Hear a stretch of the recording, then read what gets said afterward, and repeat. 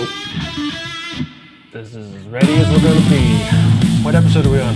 Episode 5. Episode 5! Conscious guys get laid more. Eventually.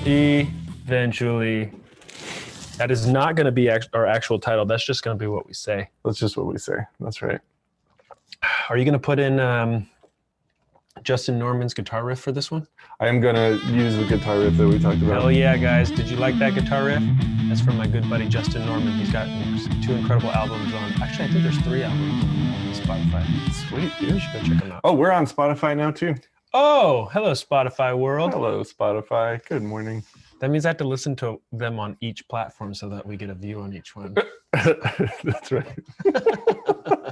At least one. At least one. Have you looked at our followers?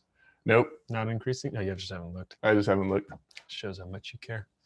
No, it just shows that I don't anticipate a whole bunch of movement or traction on that for a little while. So does that mean you're the asshole or I'm the asshole? I'm probably the asshole. Let's go into that. What do you think that means? Am I the asshole? Yeah. That's a crazy question. Like, I think it's on Reddit, but there's some series of things where people tell these crazy, fantastical stories about weird situations and then want to know from the public if they're the asshole in this situation or not. And some of them are. Some of them totally are. There was a client of Productive Learnings who I think she went to one of our Hawaii workshops or one of our learning intensives. And then her brother was talking to her afterwards. And I think her brother was asking, should I go and take one of Productive Learning workshops? Uh-huh. And she said, let me drop $4,000 of knowledge on you. It's you. Which I think is like a PC version or G-rated version of, yeah, you're the asshole. Yeah, you're the asshole. It could be. I mean, if everyone thought that, like, I am the asshole, do you think that the world would just start to take more responsibility for themselves? Yeah, wow, I am the asshole. Like, we could make that into a workshop. How are you the asshole? Yeah, we could totally do that. And everything that they did, everything that they said, we would just say, you're the asshole. So look to see where you're the asshole. Yeah. I'm pretty sure that's been done before in previous iterations of personal development organizations. That's totally true. There was Werner Erhard, who started Landmark, who's kind of like the beginnings of personal development, like psychology to the pop masses. He used to walk into his auditoriums and essentially like berate himself and berate what it looked like. He's berating himself and berating the people that he's walking by. Oh wow! So he'd walk in. He at some point like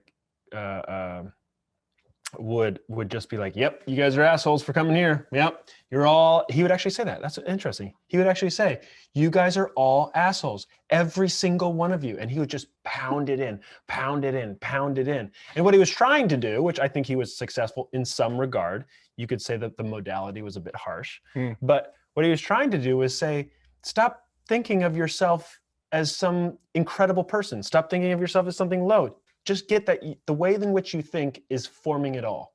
So it's all you. It's all you. You are the asshole. You don't even realize you're the asshole, which makes you the asshole even more so. Wow. Once you realize you're the asshole, you're less of an asshole, but you're still an asshole. Okay. And then, so Werner Erhard started Landmark Forum. And then one of the offshoots from that was Summit, which was kind of the parent of Productive Learning. Okay, so the Summit organization, which is where Lyndon Oscar Crow Jr., my dad, Betty Joe Waxman came from, and a couple of other senior trainers. And their founder and their founder used to walk into the auditorium. He had the same kind of like provocative approach. He was apparently, I never met him. He was apparently like he was like a smoker and kind of like overweight, or like just wasn't necessarily a healthy looking guy. Okay. And so the way that Summit would do their intros of the trainers was kind of this big ordeal. Sure. Like Yeah. no trainer, nobody came on stage. The auditorium was filled. There would be blacked out lights on, or dark lights on the stage, but it was lit in the audience area. Some speaker would come up and say, "Welcome everybody, yay! Okay, this is the wonderful, amazing, blah blah blah." And they do this whole little introduction. And then they'd say, "Paul," I don't even remember his last name, Paul. And then like people would stand up and applaud, and he'd come from the back, and he'd come from like the back of the auditorium, and he'd walk down, and he'd be like, "Wow, this guy's really fat. Wow, oh my God, well look at his face. He's it looks ridiculous. Oh my gosh, he doesn't take care of himself." So what he was essentially saying was all the things that probably all the people are thinking about him, and he's essentially saying it to himself, like, "Why the fuck are we listening to this fat ass?" Like all this kinds of stuff. And so that was his way of being provocative, like, look at all the things that you're thinking, you don't even know who I am. Yeah. It's all made up. All of it's made up. It's all in your head. And then that would be like the introduction to him and people's intro to their mindset and how their thoughts are creating all of their reality, and their thoughts are fucking wild. Like they're just unrelegated. Unrelegated? You're relegated? I don't know. Not relegated. Okay. Is relegated the right word? I don't know. Jesus.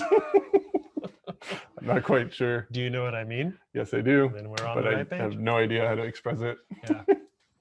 Well, that's great. So everybody is an asshole. So anybody asking the question, am I the asshole? Yes. The answer is absolutely 100% yes. Do you have a Reddit account? Yes, I do. Don't say what your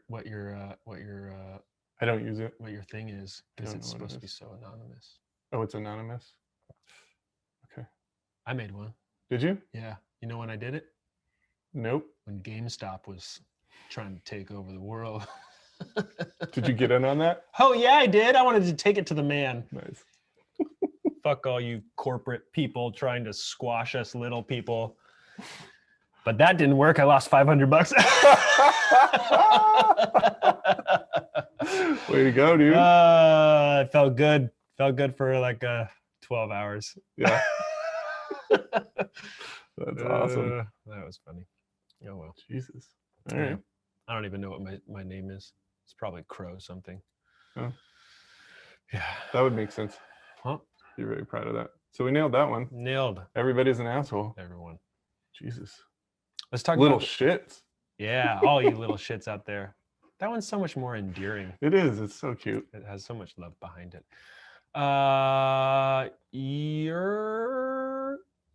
You wanted to talk about corporate coaching and training and biases and change Oh my gosh, and people wanting advice.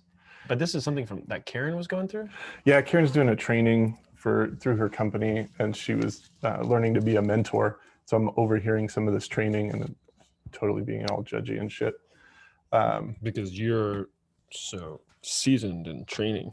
Well, way better than what I was hearing, at least. Or at least my opinions are different. So I guess I'm the asshole in this situation. We already knew that. Woo! So like one of the things that they were talking about was bias, and that in a coaching conversation, you need to do whatever you can to subjugate or hide your bias. So eliminate it from the questions and eliminate it from the conversation. And When you're coaching? when you're coaching, Got it. which, on the surface sounds ideal, sounds great. Like if I'm a mentee and I'm looking for, development, and I want somebody to reflect back to me like where it is I can improve and do some things, and they're asking me great questions, their bias could really turn me in a particular direction and influence how I see things. Yeah. And so eliminating it sounds awesome. Could be. Yeah. I don't know that eliminating people's biases is real.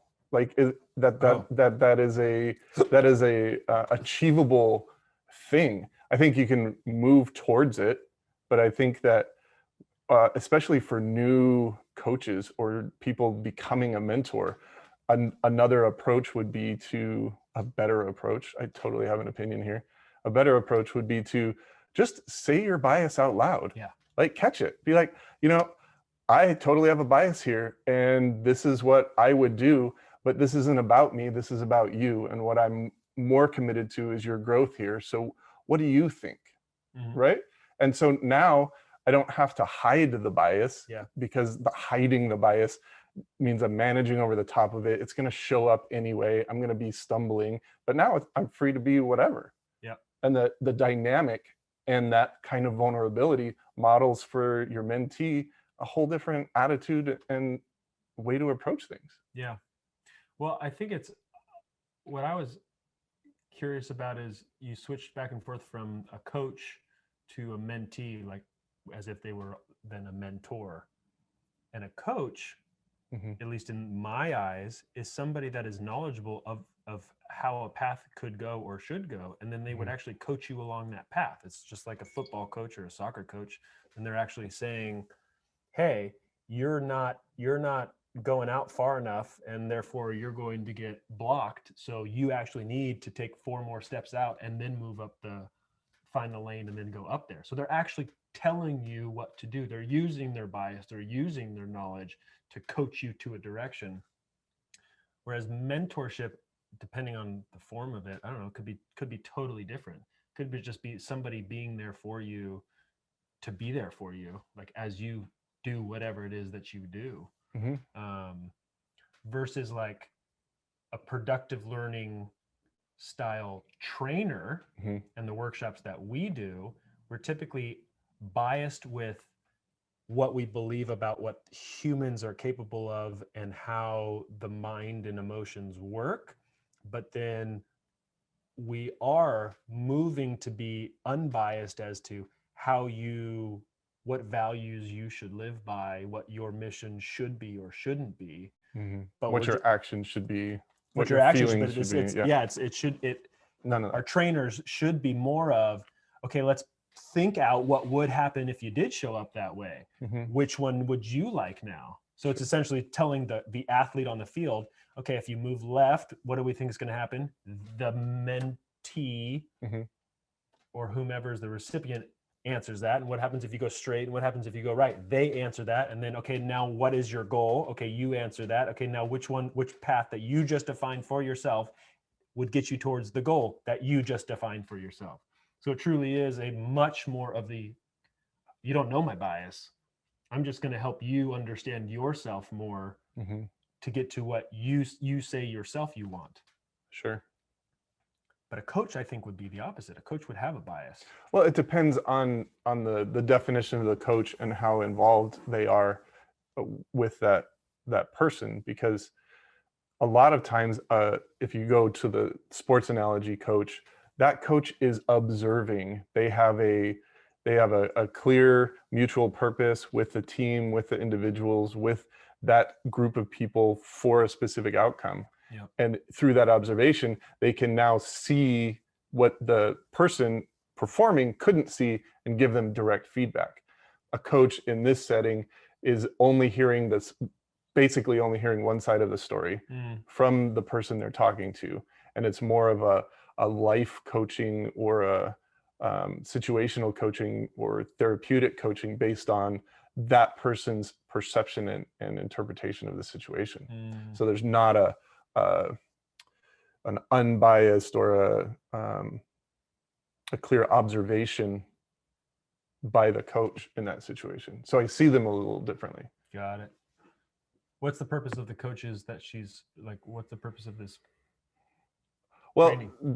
they want to create a safe space for the employees of the organization to come and share what's going on with their life, what's going on with them, and it's supposed to improve performance in some faculty. And so when someone has a safe person to talk to, share about situations, and then get questions, right? Good questions back to learn how to other perspectives or other ways of handling the situation that could be better next time, then their performance and their ability to feel heard and understood and part of the team in the larger scale is kind of cemented in. Yeah. Yeah, I agree with your first assessment too. Like if you have a bias, own the bias, make it overt Hmm. so that it can be known to the recipient, and making it safe that they would know that this may not be the way that you want it, but here's what I think would be the best. It still creates potential pressure for the recipient of that message Hmm. to say, like, do I want to please them? Do I want to be like them? Is being like them a good idea or not a good idea? Hmm. But at least it's overt, as opposed to they're not even going to realize, if they're pretending that they don't have a bias, they may not even realize how much they're Yeah. the way in which they're asking questions or giving suggestions and advice has a direction to it, an agenda to it, and Hmm. that can be dangerous. Yeah. Maybe we should go into the organization and teach them how to train and coach. We totally should. We totally should. I was about to, just jump on the Zoom call with Karen and be like, hey, Excuse me. let me add this little bit of I'm a information director in of here. operations of an incredible little company. By the way, I do have a bias, and here it is. Yeah. So is this a new job? Is this a new place that she's working for? No, this is just a training. Like, part of her job as a manager is to mentor new people. Like, have I don't know what they call it, something special and catchy, but Oh, this is just it's part just of her job. part of her job. And she wants to be a better mentor to these people. She doesn't she doesn't see herself as skilled in that area and know the things that she's supposed to do, because she loves to get shit right. What does Karen think about the work that we do, the productive learning? She loves the conflict resolution workshop. Oh. Like, that's her favorite. She wants everybody in the world to take it. Oh yeah? Yeah. She's Why told does she like love it? 10 people about it. Wow. Because she really got to see a part of herself and then also see how she could develop or change it. Like, when she gets into a conflict, she shuts down and digs her heels in and is kind of a rebel. And then knowing that about herself, she's able to shift and change. And she uses it in conversations all the time. I hear her on the phone. Nice. She's all, I need feedback. Like, if I'm doing this, that's not who I want to be in the conversation. Nice. So if you could let me know, that would be cool. Nice. Yeah. What about any of the other workshops she's taken? Not so much. She likes the couples retreat a little bit. I think she's got issues around, and so do I, around relationships. It's like, worried about all the baggage we've had in our previous marriages. And I mean, we've worked through a ton of it, but there's still those little nagging little bits of bullshit that don't always like to look at. How are you guys liking the current one? We've only done what, two Zoom things now? 2 Zoom things. We got another one coming up next week. Yeah. We're sending an email out for more prompts for you guys to talk about. Yeah. I saw that. Oh, you did? Marcella asked me to edit the email. Looked good. Yeah, I like it. And Karen's responding. I mean, the missing piece meets the big O. I mean, so many entendres there. It's wonderful. And then, but the missing piece part, Karen and I mention that at least once a week. It's such a great book. Oh yeah. Shel Silverstein is the man. Fucking amazing dude. I love him. Him and Ted Seuss Geisel. I feel so cool that I know his real name, Ted Geisel. I feel so cool. That is really neat.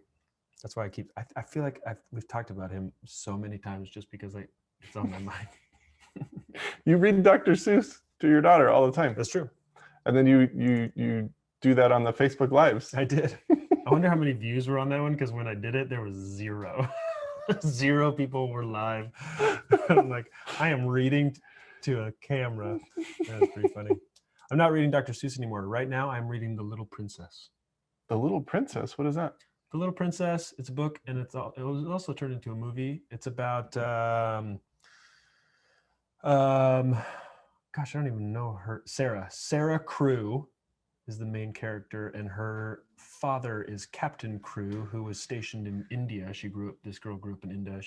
She didn't have a mom. Her mom passed away when she was, I think, an infant. And Captain Crew is a very wealthy captain. He sent her to boarding school, I guess, in England.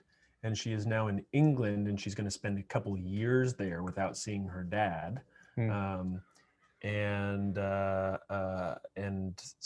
This is just a school of girls, and so it's written. It is written by a woman. It is written with the kind of tonality and pace that women, when they're chatter back and forth on. Oh shit. Like okay. there's a way in which you and I chat back and forth. There's Yeah. a pace and there's a tone. Yeah. And then there's when you put a handful of men together, there's a certain way, and then when you put a handful of women together, there's a certain way. And the way that it's written is so much that way. It's so funny. And so when I'm reading it, Cassie's loving it because it's like holy cow. Cassie is Sarah, by the way. Oh, okay. If anyone wants to go know who my wife is, go read this book or watch this movie. She is just this like positive, but wants to break it all down, wants to storytell, wants to gather people around her and then woo them with her stories and kind of into the imagination that she has. She is just this. I just keep reading this, and all I'm doing is picturing this little 7-year-old version of a Cassie. Wow. Yeah. Anyway, so she's at this boarding school, and then we just got to the point that we got word that Captain Crew has died. Oh no. And his massive, massive fortune, which the head mistress, Minchin, that's her name, Miss Minchin, was expecting to be a recipient of a lot of that fortune for housing this young girl, is now no longer able to receive that because he's dead and all of his money is gone. And so now I believe she's essentially going to be turned into a pauper. Oh no. Yeah. Miss Minchin is, or no, Sarah, the main girl. Damn. I hope she doesn't turn into the little matchstick girl, because that would be sad. Who's the matchstick girl? You don't know the little matchstick girl? I don't know what you're talking about. Oh, it's a sad Christmas story. Oh, there's a sad one? There's a lot of sad Christmas stories. Like Rare Exports? Yeah, like Rare Exports. That's not sad. That one's scary. That one's awesome. That one's fantastic. Cassie doesn't like that one. I always want to watch that one. Rare Exports. It's so cool. What's the matchstick girl? It's a little matchstick girl. She sells matchsticks outside in the cold to try and survive and live, and she's out in the alley and she's only got a couple of matchsticks left and she's trying to stay warm and she uses them up, and just on the other side of the wall is this family having Christmas dinner and she wishes she was there and part of it, and then she dies that night. That's sad. That's it? She fucking dies? Yeah, she freezes it like all those people in Texas. What's the Sorry, Texas. What's the point of this? Wait, I don't get what's the point of the story? You can't get what you want? You're gonna die? Shit happens. Even on Christmas. Oh my gosh. And so you're supposed to feel good for what you have? Oh, I don't know. What is this horrible story? Is this it's like a German story. Oh, it's the Germans. Yeah. Yeah.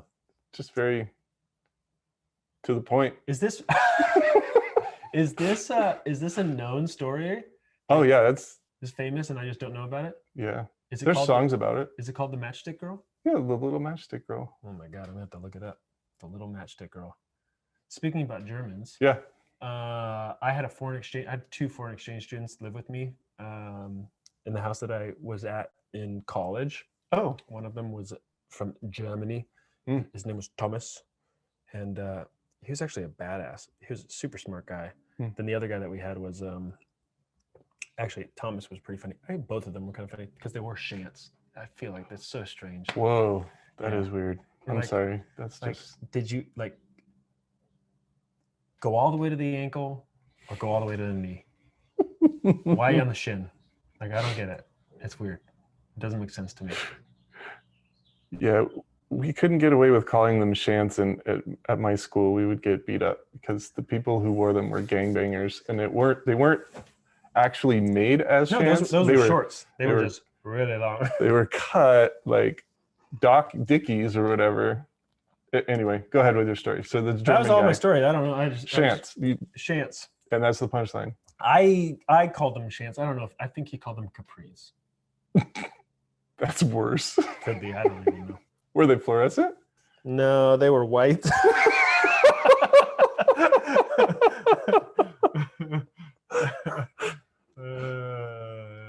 Yeah. Do you know what they say about people who wear white pants? Tell me. That they take it in the ass. Is that right? That's what I hear. That's what I've heard. And so it's a joke when Karen and I are out and about and we see somebody in white pants. We'll go, they wear white pants. Do you think? I think there's one pair of white pants in my. Nice, dude. Nice. But I have a reason for it. I got them in India. Uh-huh. When Cassie and I went to India for our honeymoon. Are they linen pants? No, I think they're super cheap cotton. Oh, okay. They're like crappy. So when we went to India, we went during the Holi festival, HOLI, Holi festival, and it's the festival of colors. And so all the dye colors. Yep, all of the powders. That looks like so much fun. It's wild. Like the entire country does this thing. It's really cool. So when we went, they advised us, and then we got all white pants, which are really, I don't know if this is how they do it or whatnot, but the waist is probably like a 70 waist. Like it's enormous, and it's just a big drawstring. Mm-hmm. And so then they're really, really baggy right around your groin, and then they narrow down really, really tight. Mm-hmm. And then we had white tops as well. And I think they do that because all the color gets on them. You get to see it all. Yeah. Very cool. Yeah. That's awesome. Yeah. Yeah. India is a wild place. Everything is turned up to 11.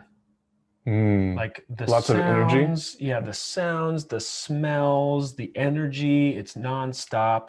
It's go go go. So it is an assault on your senses. And so it can be very exhilarating and fun because it's also very different culture than the United States. Mm-hmm. And then it's also very exhausting. Yeah. To me, I've drawn my own conclusions as to why in India, how the genesis of Hinduism and Buddhism came out of there, because both the Hindu religion, which is the earlier religion than Buddhism, has this myriad of just thousands of different gods. Everything is a god, right? Okay. And they're all different colors, and they'll have all different kinds of things, and blah blah blah, and all different kinds of powers, and da da da da. Mm-hmm. But a lot of it is down to the focus of you, just you, and getting to the core of who you are. And Buddhism is very similar. And Buddhism has a very, what would you call it? Simple or practical way of getting down to the core of who you are.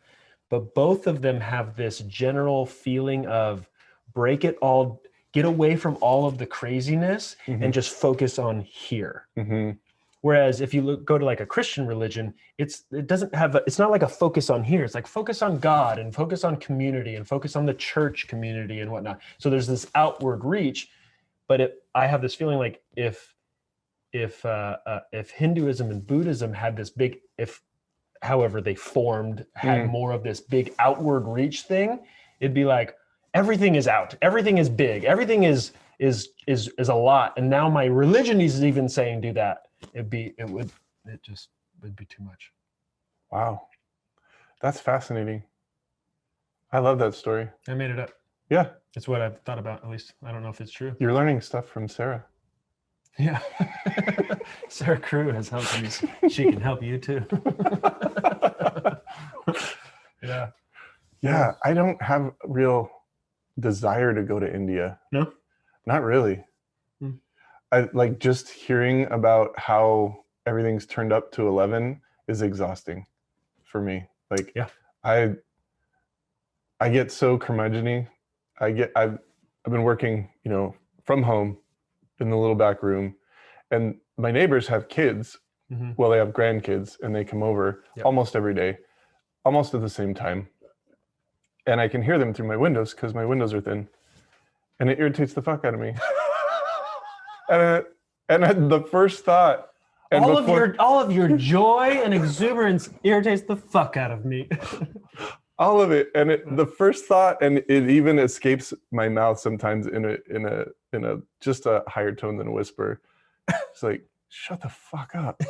And then I hear myself, and I'm all, oh no, they're just children playing, and this is where they get to spend time with their grandma, and that's great. And I'm all, oh, Andy, God love you, dude, but just cut everybody some slack. You should double pane those windows. I should. Been thinking about it for a while. Yeah, it's India is it's intense because they also have no feelings of needing to be distant from one another. Like they live on top of each other, and so their feelings of being like, you and I right now, we're close. Yeah. And typically we wouldn't even sit this close besides the fact that we have this camera. That's right.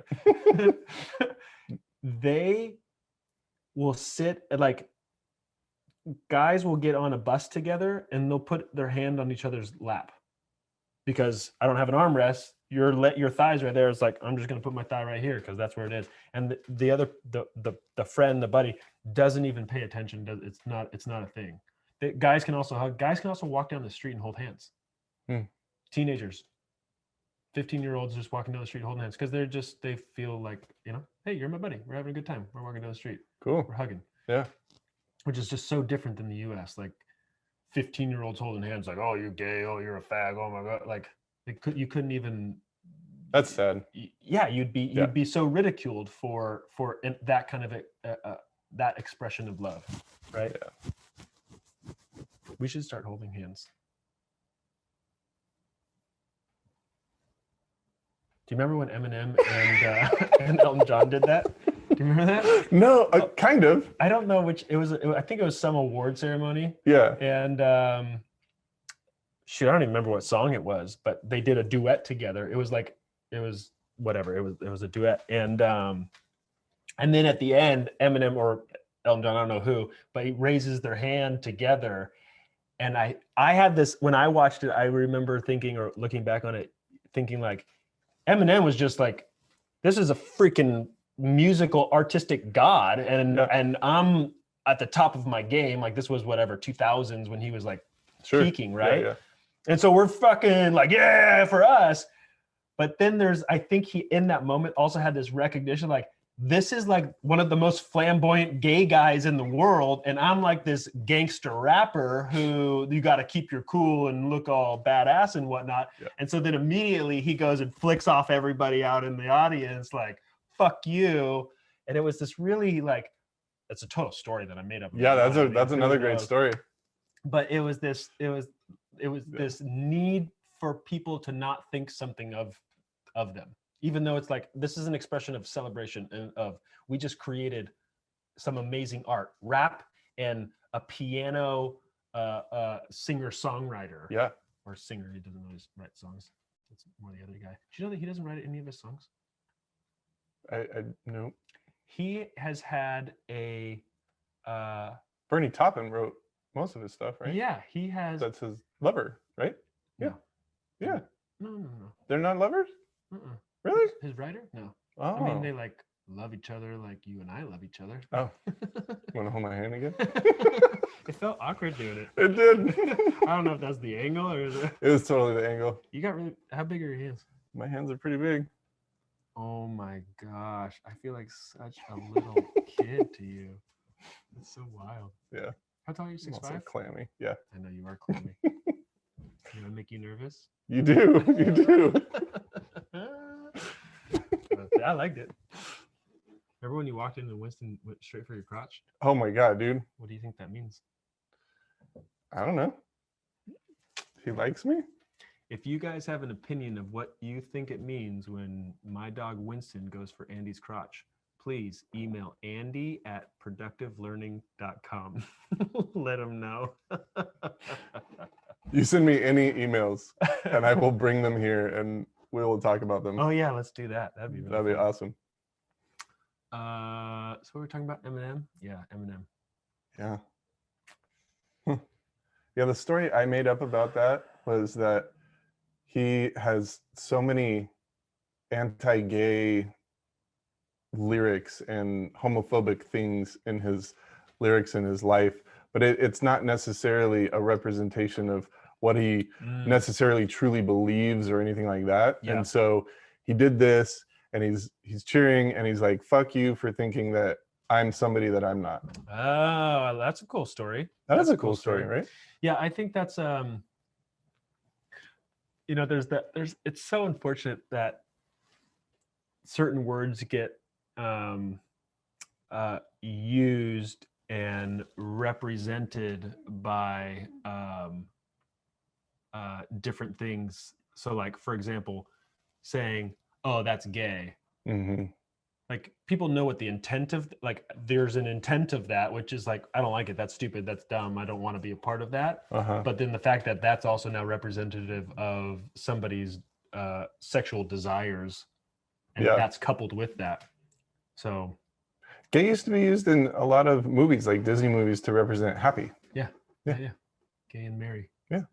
And fags used to be Cigarettes. right? I think they still are. Where In England. Yeah. Sarah Crew probably is smoking a cigarette. 7-year-old little hussy. Smoking a fag. She probably got Jesus. she probably got a matchstick from the girl that died. Oh, Jesus.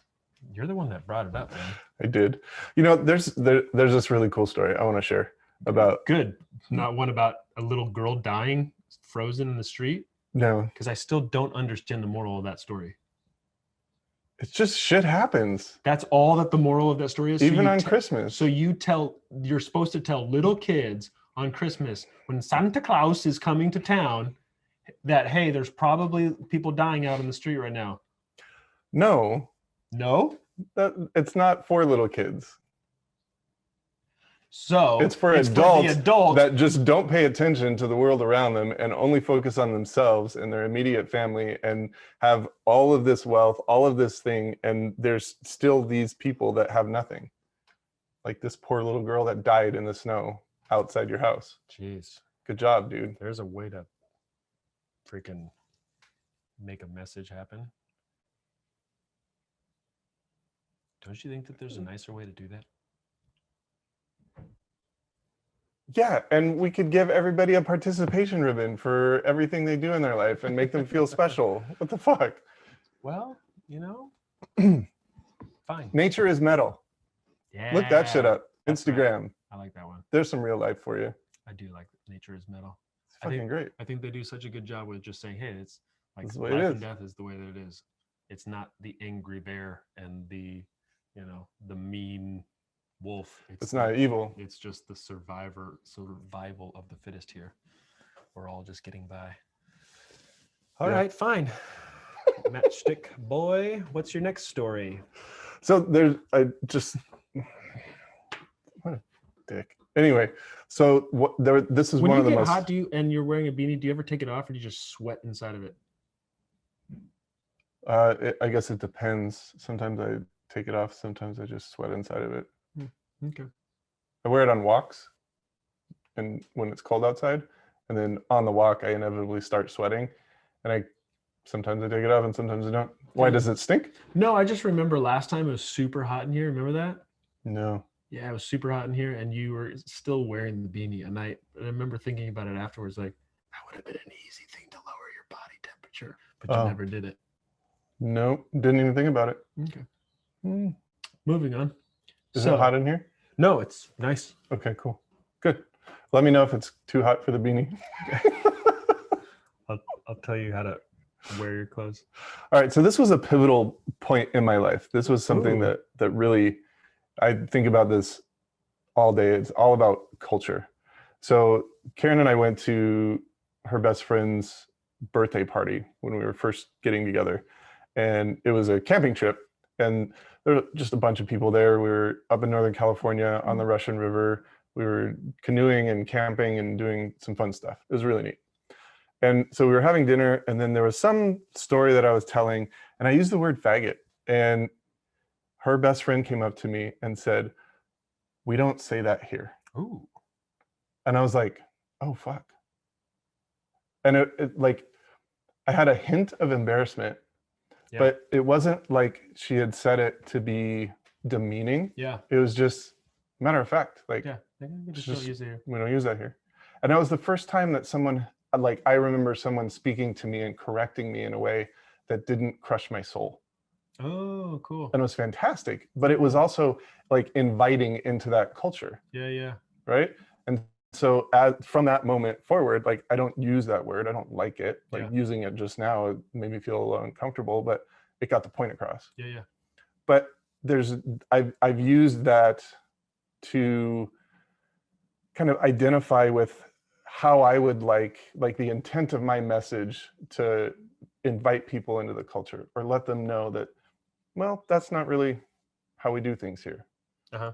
I don't know how well I'm doing at it, but because of the homophobia and all the shit that we were just talking about, that story came up, and I figured it would be cool to share, because it's So when It's you're really important talking to me. about the culture, when you say like you want to do that, what in regards to productive learning?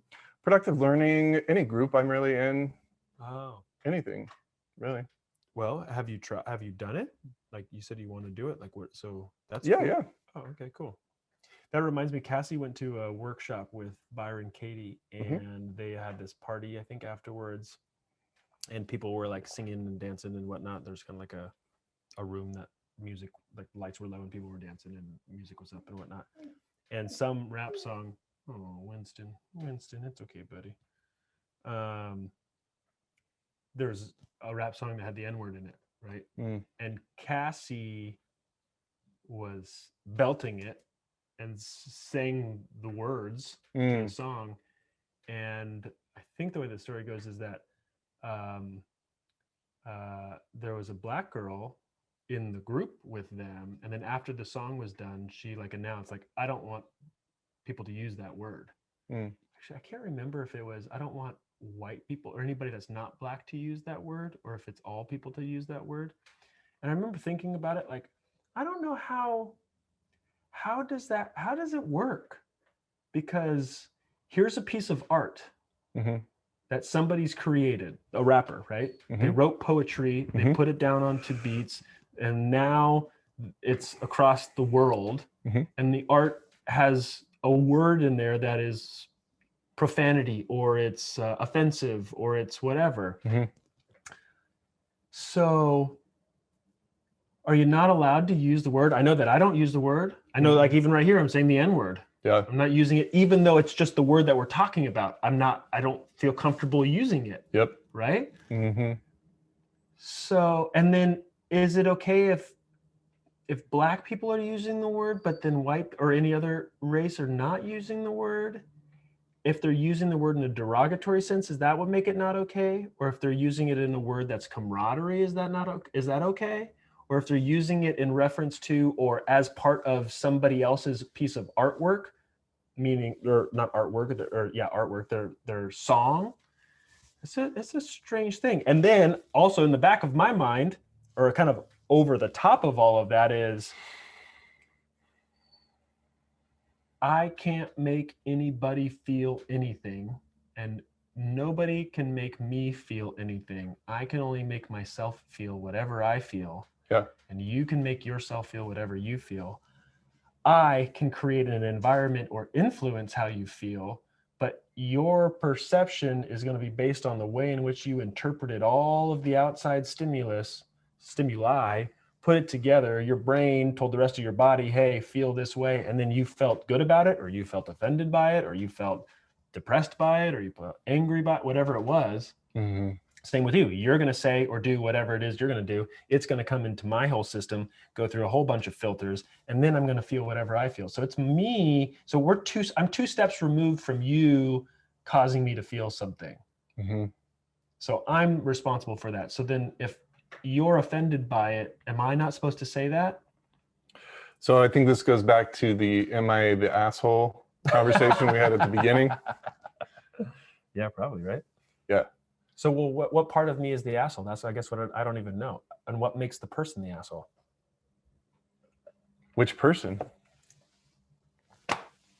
So, how do we answer that question based on, are we allowed to use the N word, or who is allowed to, or why are you, and why are you not allowed to? I think this also incorporates the values that you have, right? Each individual person is going to have different values around this. Right. You're not using the N-word. I'm not using the N-word. I have a particular value around it. I have a particular respect for the request of people I know who have been Black and people I don't know who are Black. And it just seems like there is so much convoluted, weird history around race in the United States, and the use of words and the appropriation of culture and the broken promises, and so much wrapped up into the conversation that it's kind of like like you were saying, India's turned up to 11. That kind of conversation is turned up to like 100. And so any stimulus around that can be so sensitive to some people. Mm-hmm. And so to take that into consideration and say, all right, that's a festering boil that I don't really want to poke, because when I do, it's just going to ooze shit all over me. It's going to ooze shit all over them. And it's probably not going to feel very good. All right, got it. That's fine. Mm-hmm. Mm-hmm. And what else can we do for that festering sore? Because it looks like it hurts. Yeah. My poor dog. Hey, Winston. It's okay, buddy. Yeah, I think he knows mom's home. I think he knows mom's home too.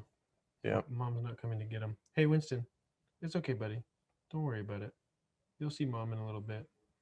So that's my take on it. What did you get from, you went and did that one, I don't remember what exactly Oh, yeah. it was, cultural inclusion or racial profiling or something. I don't remember what it was, but it was something about this, wasn't it? It was a guy who is a minister, a homosexual Black minister, who was starting groups that he was calling Racist Anonymous. So that the idea was that the term racist, he was broadening to include any kind of stereotype that was derogatory.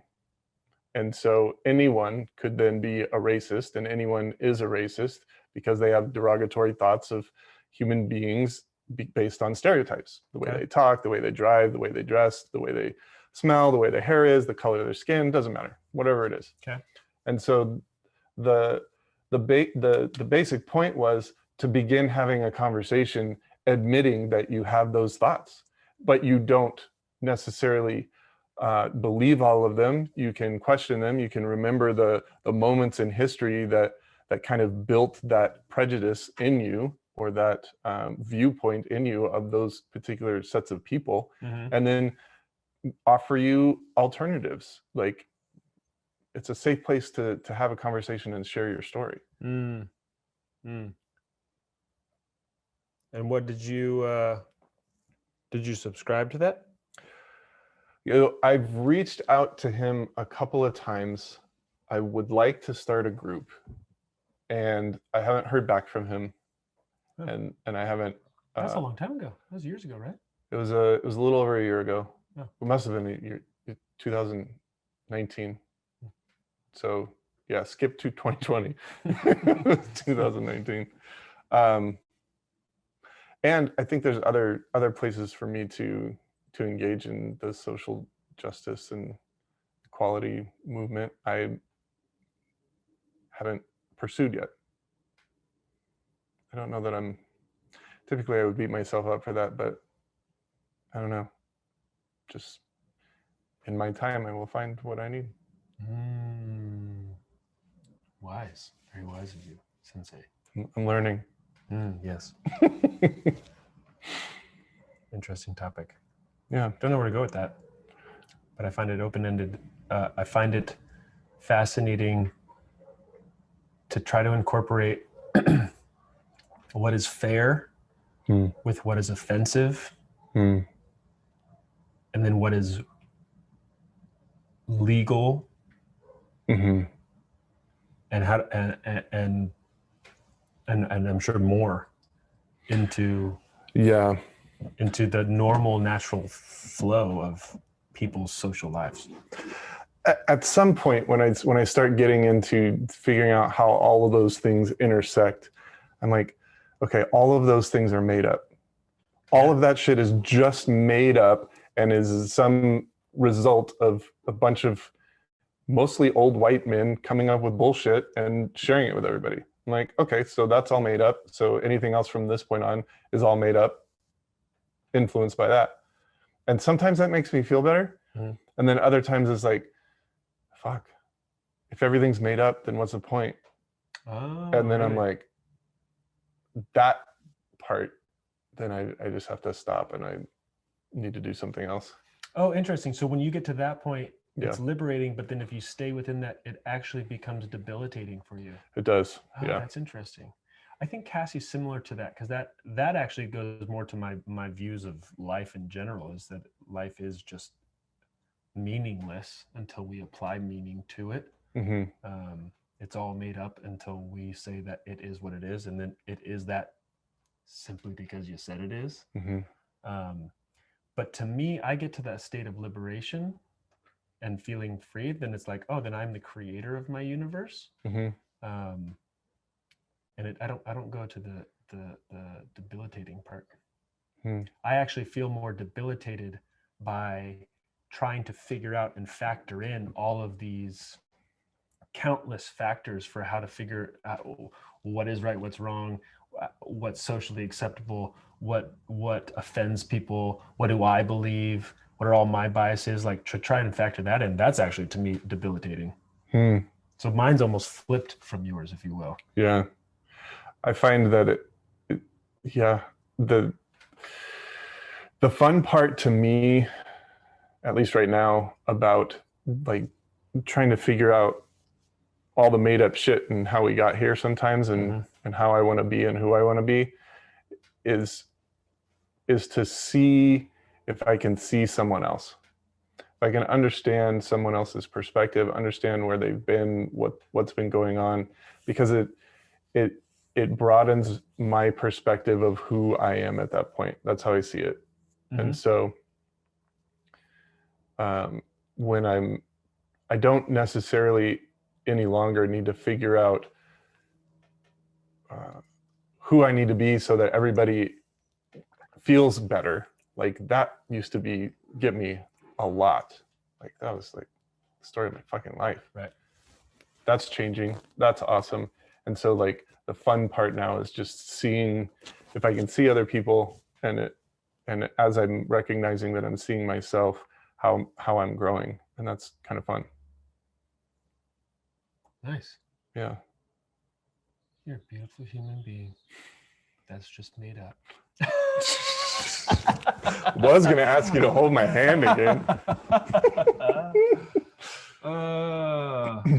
Cool. Well, that was an interesting conversation about race and nihilism. Nice. I told you we were going to talk about Cassie and my sex life.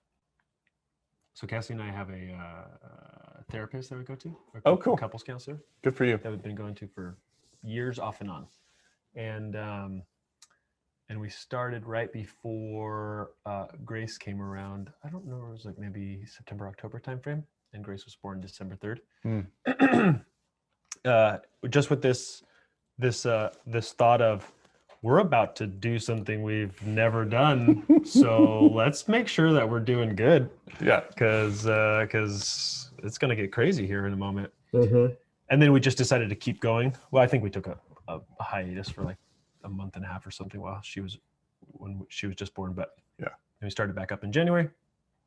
And the last couple of conversations has been about our sex life, because there's this general feeling of I want to have sex more often, and Cassie feels, and if she listens to this, she's going to say, you're putting words into my mouth and you're saying it all wrong. Totally get it. this is my interpretation of it, is So you have a bias here? yeah. Is this going to be a "you're the asshole" conversation Well, I'm later? definitely the asshole. Okay, cool. So is she. That's what we're learning here, That's folks. what we're learning. Is that she feels put upon, and then that put upon, like with me having an agenda, that's a turnoff for her. And so then she actually pulls away when I'm actually pursuing. So instead of it like, let's come together, it's like, let me move forward and let me move back. And it's like, it's kind of like two positive sides of a magnet, right? It's like the faster you go, but it doesn't matter because you keep pulling away or you keep pushing forward. It doesn't matter which it is. That's shitty. So our last conversation, which was Tuesday, today's Friday. Damn, nice. Was my task is to be agendaless. See if I can go for a week or a while. I think we have our next conversation in 2 weeks. I think we're doing it about every 2 weeks. Without having an agenda, because the agenda is part of what is felt that is a deterrent for Cassie. So right now I'm working on walking around. Not wanting to have sex. Well, it's like, explain the agenda part, because that's it's how would I say this? Previously I walked around like, ooh, maybe if I say this and touch her that way and then kiss her that way, or if I do the dishes and I clean the house to make sure that everything's kind of set, then we can have sexy time and then we can have sex, right? Nice. I understand now. And now it's like, nope, you're going to clean the house or you're going to do the dishes or you're going to kiss her. For period. That. Yeah. For that. For that. Yeah. Nice. For that. And dude, she's sensitive. She's so sensitive. She picks up on that shit. She picks up on people's shifts and energies. Damn. Yeah, like her that underlying intent is her just Geiger counter is fucking super way too freaking sensitive. I need somebody that's dull. Like, I don't understand. You would be so fucking bored, dude. What are you doing to me? I'm having sex with you. What are you doing? I don't know. I'll catch up in a second. I don't think that would work. That wouldn't work either. No, I like her too much. We already talked about that. I worship her, right? That's right. Yeah. So that's my task is right now is to see if I can move around the world. When I say that, like walk around, move around without an agenda of this will then equal that. Yeah. And then what we're doing, the way that I see it is, then we're observing. So how is our sex life? How is the quantity? How is the quality of what happens as I do that, and what happens with her, and then what happens with me? Nice. So what's on the other side of that? I get. If this all works, then we're gonna have sex. That's what I mean.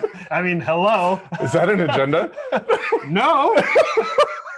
Sounds like an agenda. Like, so for me, what do I want to say here? Jesus, that sounds awesome. It sounds like a good first step. And like being agendaless is a challenge. Like I used to have I still do have sometimes those that like, if I do this, then I'll get this kind of formula thing. But I realize that with regard to sex, it doesn't make Karen hot for sure. And it doesn't really make me hot either. It just makes me frustrated. And then I have to schedule more time alone in the bathroom. So, but there's another thing that worked at least works for me. Instead of having like when I notice I want sex, I just ask for it. And I get told no a lot. Yeah. And I got to be okay with that. Yeah. And that's like, fuck, okay. And then like I have to ask for it in a particular way that doesn't, like for me, it's really challenging to not be like on the victim triangle about it. Oh, totally. You know? 100%. it's so that it's not sticky and gooey and icky. Well, Yeah. Yeah. like emotionally, I right? hear ya. With yeah. Anyway, I got so a visual. nice. And every once in a while, it's like cool. But then every other once in a while, when it's like a no, then inevitably within a couple of days at least, she's like, "Okay, you want to have sex?" I'm like, "Yeah, Yeah. yeah, for sure. Not a problem. Let's do it." Yeah, we've done that, or we still do that, and I do that a lot. And there still felt like there was something that was missing. Mm. There still felt Like the sex. like the sex. Yeah, exactly. We got a trash day today, huh? Trash day. Nice. I wonder if So they can. good. I wonder if they can hear that Oh, with our fancy dancy microphones. They can hear us talking about it. you're talking about. So either way, they're still distracted. Yeah, we've done that, and I don't even know if that's what our therapist Elizabeth had actually talked with us about a couple years ago, Mm. or if we just came up with that. I don't remember how, but that was, we've done that, we've worked on that, we still do that, or mostly I still do that.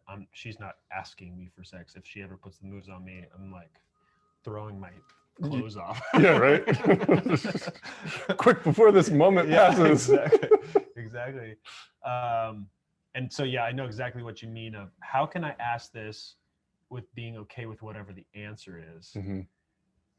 And then what's also interesting that is on her side is that even if I'm upset because I didn't get what I want, and so it would be natural and normal to feel upset when you don't get what you want, can she be okay with my upset? Yeah. And then not feel like, gosh, now you're upset. It's like, yeah, well, Yeah. I wanted $10. I didn't get $10, so I'm upset that I didn't get $10. It'll pass. It'll pass, but I'll have to be upset for a moment.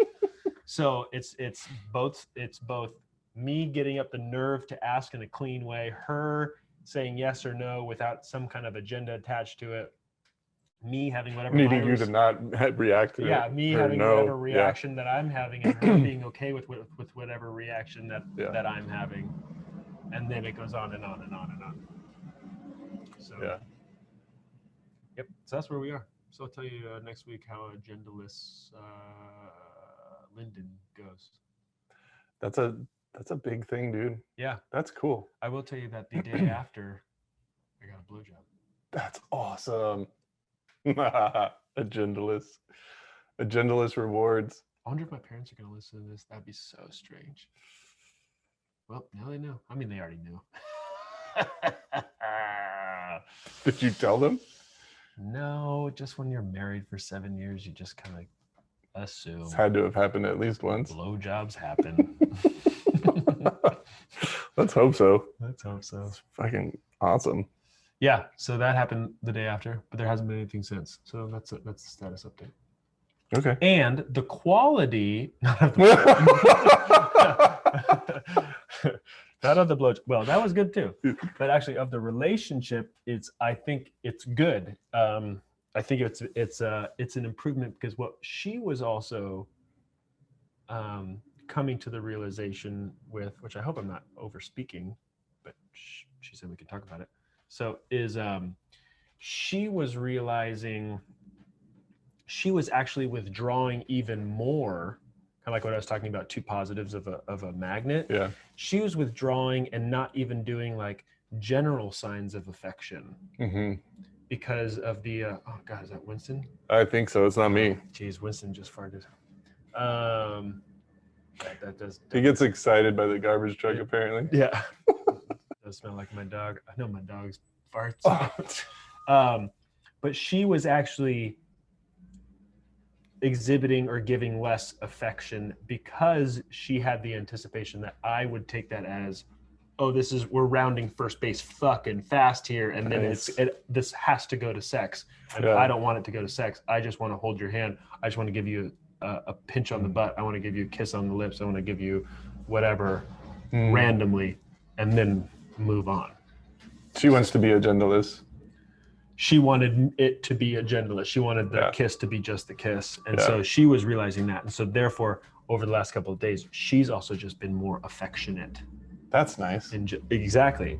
And I think that was also a realization afterwards, because she said that. And I didn't, I kind of had the sense of that, but I don't think it was clear in my mind until that was articulated, because then I also realized I'm feeling depleted on cuddling and kissing and any signs of affection. Yes, on sex, that was the main conversation part, but also on the affection side, because I'm not even getting that. So if the affection side just could increase, then it's essentially like my system saying, hey, it's all good, it's there, you're getting it filled in, even though the grand slam over here of sex isn't there. Hey, you have this whole bucket. Whereas I think both of my buckets were feeling depleted, and so any sign of like, hey, we're moving in this direction, it was like let